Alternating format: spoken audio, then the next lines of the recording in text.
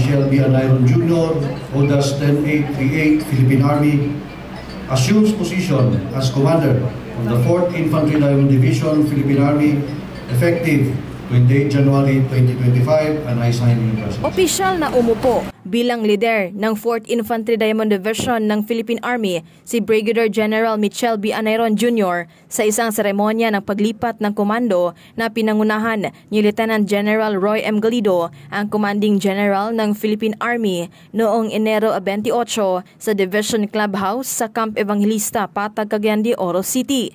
Si Brigadier General Anayron ay isang miyembro ng Philippine Military Academy PMA, Tanglaw Diwa Class of 1992, ay may higit sa 30 taon na karanasan sa military service. Siya ang ika-54 na komandante ng 4ID na pumalit kay Acting Commander Brigadier General Consolito P. Yecla. Bago ang kanyang pagkakatalaga, pinanguluhan niya ang 403rd Infantry Brigade ng 4ID sa Malaybalay City, Bukidnon.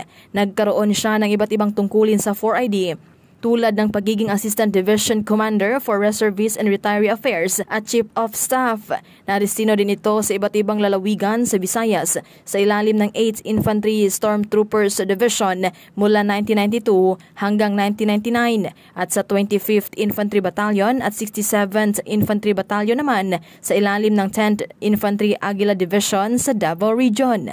Sa kanyang inaugural speech, binigyang diin ni Brigadier General Anayron ang pangako ng dibisyon sa pagpapalakas ng kanilang programang Convergence Areas for Peace and Development CAPDEV upang tugunan ang mga ugat ng insurhensiya. Ipinahayag din niya ang dedikasyon ng dibisyon sa maayos na pagsasagawa ng 2025 midterm elections at ang kanilang responsibilidad sa panlabas na seguridad. Hinimok nito ang lahat ng Diamond Troopers na sundin ang mga tagubilin ng Army Chief na si Lieutenant General Galido na nakapaloob sa acronym na Army ARMY upang mapanatili ang pagiging epektibo at pagkakaisa sa kanilang mga tungkulin.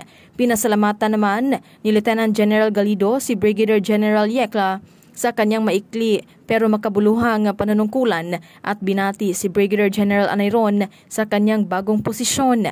Ipinahayag nito ang kahalagahan ng pag-unlad ng ekonomiya at ang pagsasanay ng reserve forces sa buong bansa. Dumalo sa seremonya ang mga matataas na opisyal ng militar, mga gobernador ng Bukidnon at Misamis Oriental at iba pang mga lokal na opisyal at mga kaibigan ni Brigadier General Anayron. Samantala, sa magkakahiwalay naman na pagtitipon, nagsagawa ng talakayan si Lieutenant General Galido kasama ang Sergeants Major, Brigade at Battalion Commanders ng Joint Task Force Diamond upang mas pagtibayin pa ang mga hangaring matuldukan ang insurhensiya sa bansa, partikular na sa rehiyon ng Caraga at Northern Mindanao.